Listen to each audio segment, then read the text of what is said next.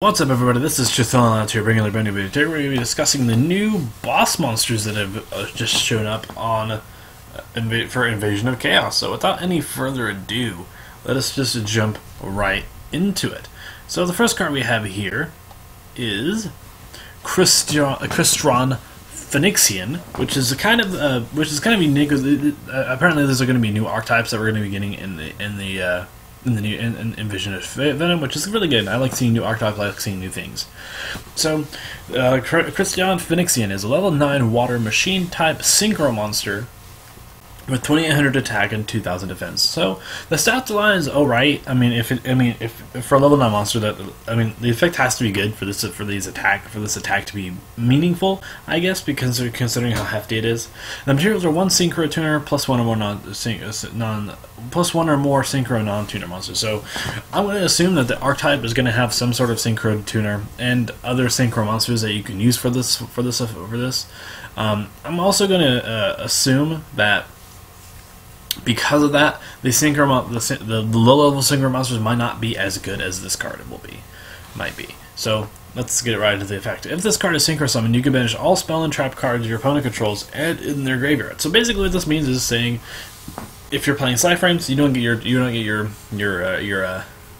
overloads, you don't get your circuits, you don't get your Cosmojos, you don't get your powerful traps that Burning Abyss apparently seem to run. You don't get your powerful spells. You don't get your domain. You don't get your other stuff that monarchs like to run as well. So it's very good. This effect is very good. If this card is synchro summoned, if this synchro summoned card is destroyed by battle or card effect, you can target one other monster in your graveyard and special summon it. So basically, you're kind of investing 2 monsters away, and for when this card dies, you get one of those monsters back. So, for example, if this archetype has another synchro in its arsenal, you can special summon that synchro monster. So it kind of replaces itself. But I mean, it's kind of interesting, because I don't know what synchros you could use with this card. There are obviously ways that they could easily get this out right now. I mean, since this is basically generic, I mean it doesn't specify certain synchro monsters or anything like that. So, I mean, it's going to be it looks generic. I wonder what kind of cards that we can use with this. You could probably use like Black Rose Dragon or whatever, but you probably wouldn't do that anyway. So, next is Chow Kagaju Methane Hide. It's a rank 8 Fire Beast Warrior type effect exceeds monster with 3,000 stat line across the board.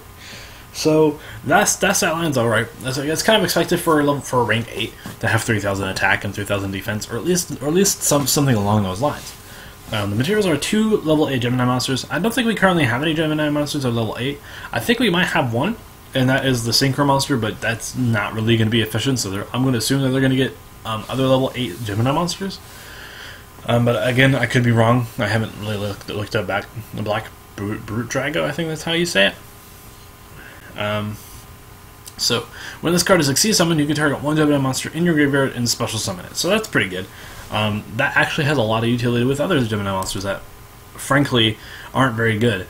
So let's see. What are some of the better Gemini monsters? I guess would be Neos Alias. I guess Neos Alias kind of counts. Other Gemini monsters. I can't remember if there's any particularly strong Gemini monsters. But this is really good. This is a really good effect, considering the fact that it's a good card.